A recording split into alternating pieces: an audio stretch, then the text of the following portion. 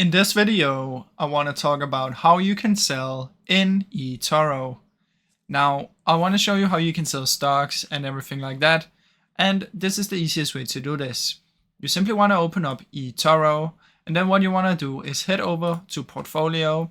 And in here, you should be able to see all of the positions that you have.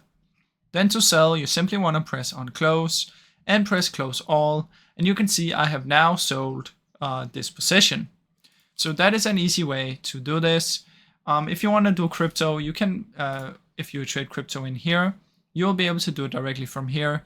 Otherwise, you need to download the eToro Money app.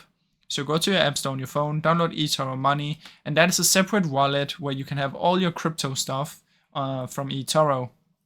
Then you can simply sell it from in there. But if you want to sell stocks and stuff, just head to your portfolio and close your positions in here. Now, I really hope you enjoyed this short video. If you did, please leave a like and subscribe, as it helps me out a ton. Thank you so much for watching.